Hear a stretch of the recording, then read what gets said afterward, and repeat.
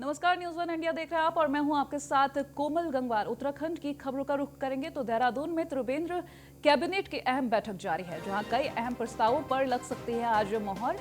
उच्च शिक्षण संस्थानों को खोले जाने पर हो सकता है बड़ा फैसला। वैक्सीनेशन की तैयारी से संबंधित भी कोई फैसला यहां पर लिया जा सकता है। अनुपूरक बजट के प्रस्तावों पर भी इस दौरान मोहर लगाई जा सकती है।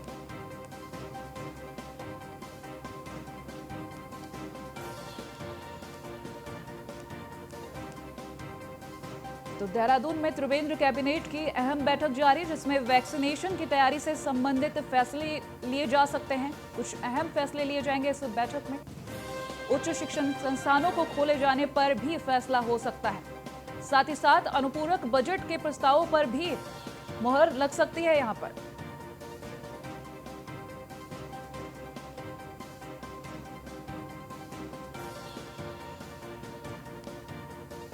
तो देहरादून से खबर, जहां त्रिवेंद्र बैठक जारी, जहां इस कैबिनेट बैठक में अहम प्रस्तावों पर मोहर लगाई जा सकती है। साथ ही साथ वैक्सीनेशन से तैयारी के संबंधित फैसला लिया जा सकता है। अनुपूरक बजट के प्रस्तावों पर भी यहां पर मोहर लगाई जा सकती है। वहीं उच्च शिक्षण संस्थानों को खोले जाने पर भी फैसला लिया जा सकता है।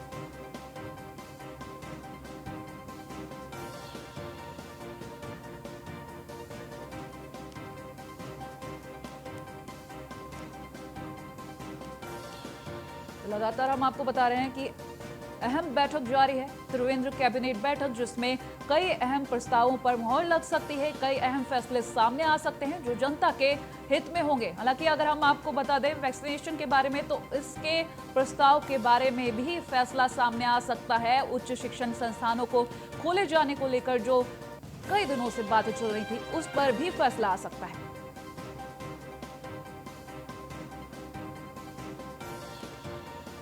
वहीं अनुपूरक बजट के प्रस्तावों पर भी इस दौरान मोहर लगाई जा सकती है।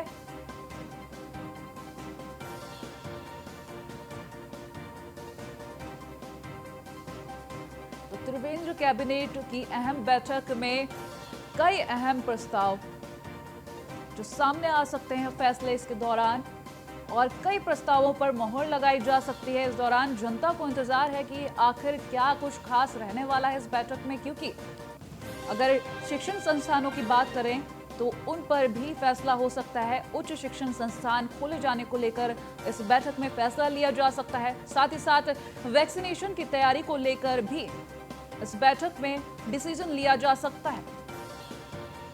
वहीं अनुपूरक बजट के बारे में बात करें तो इसके प्रस्तावों पर भी इस बैठक में मोहर लगाई जा सकती है।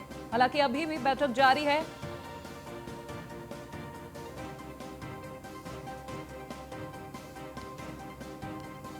इस अहम बैठक पर सभी की नजर, कई अहम प्रस्तावों पर इस दौरान मोहर लगाई जा सकती है। त्रिवेंद्र कैबिनेट की अहम बैठक पर जनता की नजर।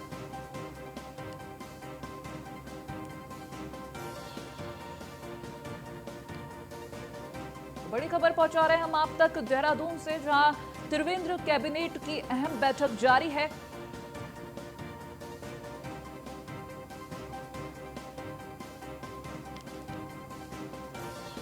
अनुपूरक बजट के प्रस्तावों पर यहां पर मोहर लगाई जा सकती है। हालांकि अगर उच्च शिक्षण संस्थानों की बात करें तो इनको खोले जाने को लेकर भी फैसला लिया जा सकता है, क्योंकि कोरोना की अगर बात करें, कोरोना की वजह से काफी सारे काम ऐसे थे जो रुक गए थे। पर उच्च शिक्षण संस्थानों की बात करें तो अब इस बैठक में फैसला लिया जा सकता है कि उच्च शिक्षण संस्थानों को खोला जाए या फिर अभी नहीं खोला जाए। वैक्सीनेशन की तैयारियां भी जो है उनसे संबंधित फैसला आएगा। सभी की नजर इस बैठक पर।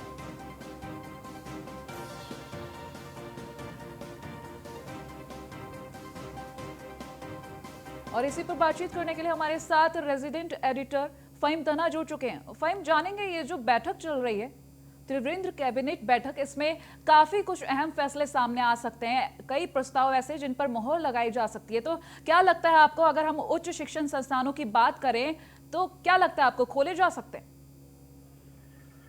बिल्कुल, देखिए उच्च शिक्षण संस्थानों को लेकर के लगातार कयास लग रहे थे, क्योंकि देख रहे हैं कि हम हाई स्कूल और इंटर के जो क्लासेस शुरू हो चुकी हैं, लेकिन कॉलेजेस को लेकर के अभी फैसला नहीं हो पा रहा था। और आज बहुत हद तक संभावना है कि इसमें सरकार फैसला ले और कॉलेज किस तरह से खुलेंगे उसका शेड्यूल भी बन सकता है कैबिनेट में। इसको लेकर के काफी हद तक संभावना है। हालांकि अभी जो मौजूद स्थिति है उसमें कैबिनेट की बैठक अभी चल रही है। हम सचिवालय के ठीक बाहर खड़े हुए हैं और कैबिनेट की बैठक हालांकि आज ऑफिशियली ब्रीफिंग नहीं होगी क्योंकि विधानसभा का जो शीतकालीन सत्र है वो घोषित हो चुका है 21 दिसंबर से, तो लिहाजा औपचारिक ब्रीफिंग तो नहीं होगी, लेकिन कैबिनेट के बाद फैसले क्या क्या हुए थे वो हम दर्शकों जी को बताएंगे। यहाँ आपसे जानेंगे जो अनुपूरक बजट के प्रस्ताव हैं इन पर भी मोहर लगाई जा सकती है, तो ये प्रस्ताव किस तरीके से होंगे और किस तरीके से जनता के सामने आएंगे? देखिए, अनुपूरक बजट सरकार लाने जा रही है शीतकालीन सत्र में और इसमें अलग अलग विभागों के अलग अलग मांगों के हिसाब से उसमें बजट तैयार किया गया है। तो इसमें मुख्य तौर पर ये देखा जाता है कि जो सरकार की योजनाएं हैं उन योजनाओं में कई जो मेन बजट होता है, मार्च में मेन बजट आता है, तो उसके बाद सरकार की जो नई योजनाएं होती हैं उनके लिए बजट की जरूरत होती है और ऐसे में अनुपूरक बजट के तहत उनको ला करके बजट आवंटन की व्यवस्था की जाती है। तो तकरीबन 10% के करीब बजट, जो मूल बजट का 10% यानी तकरीबन 5,000 करोड़ के आसपास का अनुपूरक बजट रह सकता है, जिसको लेकर के कैबिनेट में मंथन होगा और उसके बाद फैसला लिया जाएगा और 21 दिसंबर में जो शीतकालीन सत्र शुरू हो रहा है उसमें उस अनुपूरक बजट को लाया जा सकता है। जी फ़हीम, बने रहिए आप हमारे साथ, आगे भी आपसे अपडेट्स लेते रहेंगे। तो देहरादून में त्रिवेंद्र कैबिनेट बैठक जारी है जिसमें कई अहम फैसले लिए जा सकते हैं, कई प्रस्तावों पर मोहर लगाई जा सकती है।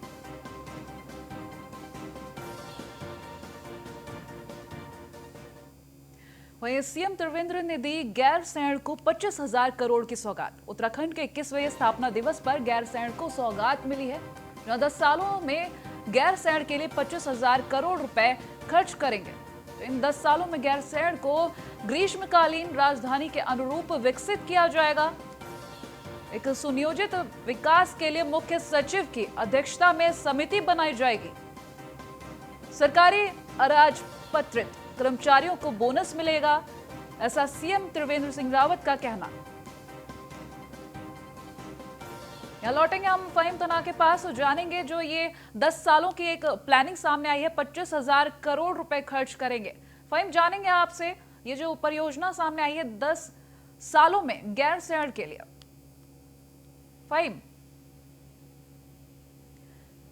गैरसैंण को 25,000 करोड़ की सौगात मिली है। फ़हीम से जानेंगे इस सौगात के बारे में। फ़हीम, लगातार हम आपको दिखा रहे हैं 21वें स्थापना दिवस पर उत्तराखंड के गैरसैंण को सौगात मिली है। 10 सालों में गैरसैंण के लिए 25,000 करोड़ रुपए खर्च कर दिए जाएंगे। हमारे साथ फ़हीम तना इस वक्त जुड़े हुए हैं, रेजिडेंट एडिटर। इनसे जानेंगे जो 10 सालों में गैरसैंण के लिए 25,000 करोड़ रुपए खर्च किए जाएंगे, किस तरीके से, क्या क्या स्टेप्स होंगे, क्या लगता है आपको फ़हीम? फ़हीम, मेरी आवाज मिल पा रही है आपको? जी, अपना प्रश्न हो रहा है। जी फ़हीम, जानेंगे आपसे जिस तरीके से उत्तराखंड के 21वें स्थापना दिवस पर जो ये घोषणा की गई है कि आने वाले 10 सालों में गैरसैंण को ग्रीष्मकालीन राजधानी के अनुरूप में विकसित किया जाएगा और 25,000 करोड़ रुपए खर्च किए जाएंगे, क्या लगता है किस तरीके के स्टेप्स होंगे इसमें? देखिए, शायद यहाँ पर हमारा संपर्क टूट गया है, लेकिन हम आपको फिर से बताएंगे कि किस तरीके से सीएम त्रिवेंद्र सिंह रावत की तरफ से उत्तराखंड के 21वें स्थापना दिवस पर गैरसैंण के लिए 10 सालों में 25,000 करोड़ रुपए खर्च किए जाएंगे। आने वाले समय में राजधानी के अनुरूप, ग्रीष्मकालीन राजधानी के अनुरूप विकसित किया जाएगा। सुनियोजित विकास के लिए मुख्य सचिव की अध्यक्षता में समिति बनाई जाएगी। सरकारी अराजपत्रित कर्मचारियों को बोनस मिलेगा। तो उत्तराखंड के 21वें स्थापना दिवस के अवसर पर यह बड़ा फैसला, आने वाले 10 सालों में गैरसैंण के लिए 25,000 रुपए खर्च कर दिए जाएंगे।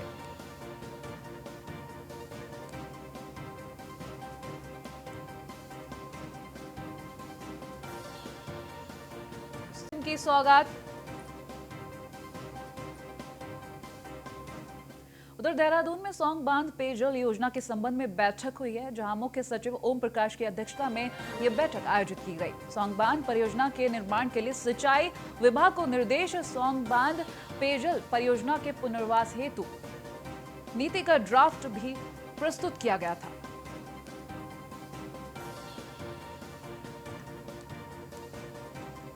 तो सौंग बांध परियोजना के लिए निर्माण के लिए जो सिंचाई विभाग को निर्देश दिए गए हैं, उसके साथ ही पुनर्वास हेतु नीति का ड्राफ्ट भी सामने आया है। इसी पर बातचीत के लिए हमारे साथ फहीम तना रेजिडेंट एडिटर जुड़े हुए हैं।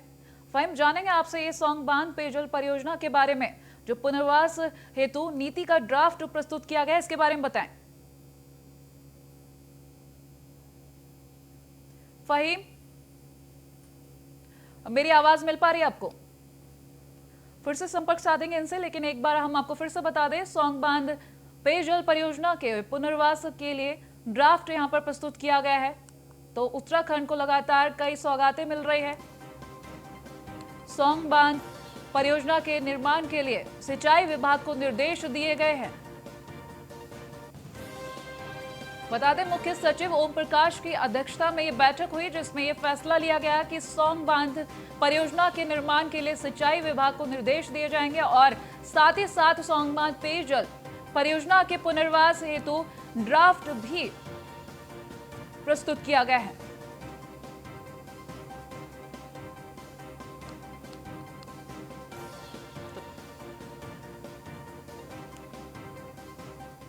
उधर उत्तराखंड में बड़ा प्रशासनिक फेरबदल देखने को मिला है। बता दें, 12 आईपीएस अधिकारियों को विभागों में बदल दिया गया है। इनका फेरबदल हुआ है। आईपीएस पीवी के प्रसाद को अपर पुलिस महानिदेशक का अतिरिक्त प्रभार मिला है।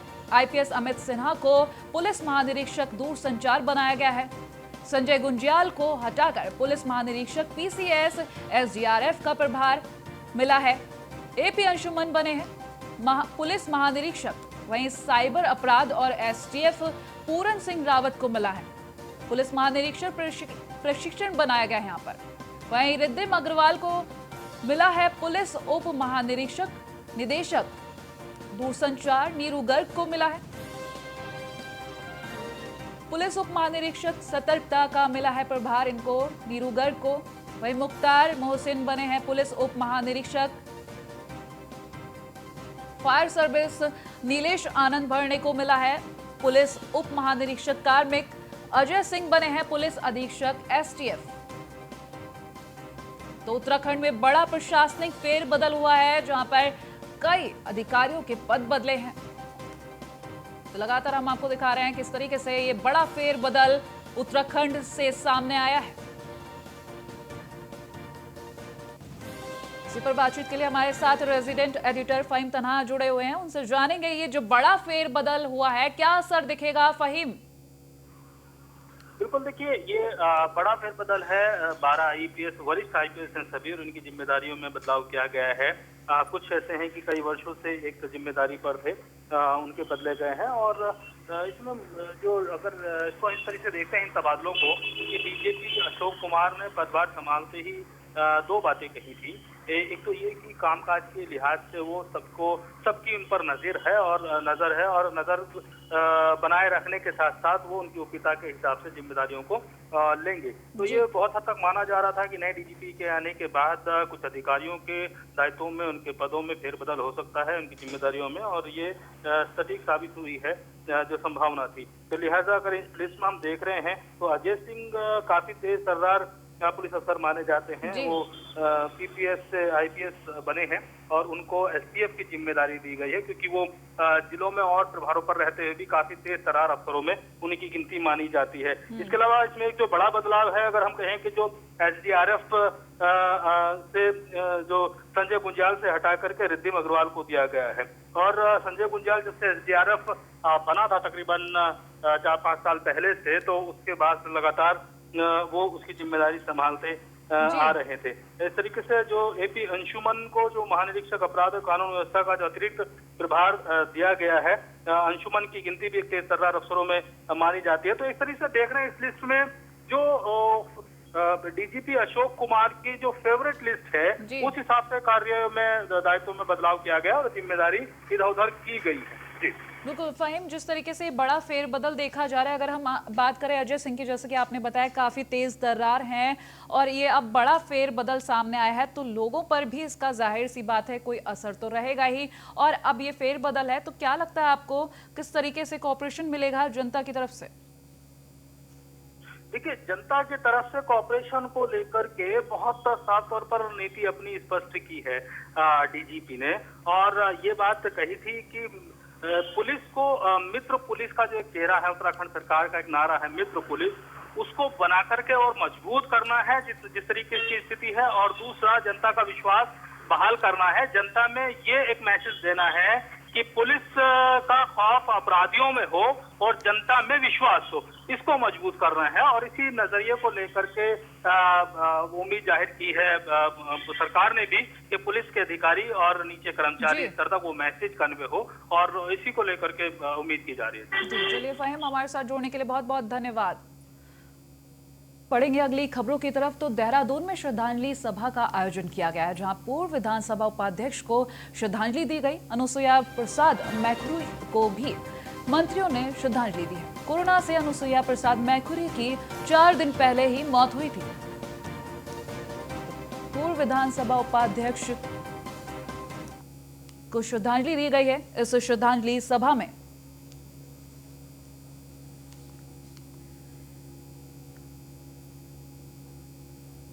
बता दें, अनुसुईया प्रसाद मैखुरी कोरोना की वजह से इनकी 4 दिन पहले ही मौत हुई थी, जिनको आज इस श्रद्धांजलि सभा में श्रद्धांजलि दी गई है कई मंत्रियों की तरफ से।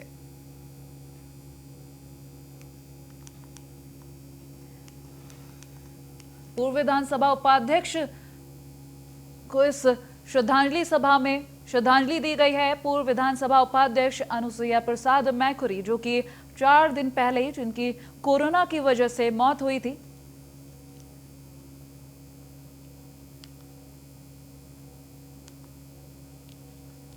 उधर देहरादून में प्रधानमंत्री जन कल्याण योजना अभियान की शुरुआत की गई है। केंद्र सरकार की योजनाओं को जन जन तक पहुंचाने का यह अभियान शुरू किया गया है। इस अभियान के लिए बीजेपी की केंद्रीय स्तर पर एक कमेटी भी बनाई गई है।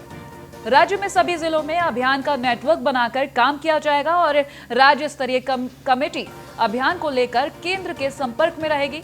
केंद्र सरकार की योजनाओं से जनता को भी लाभ मिलेगा, इसका आकलन भी होगा।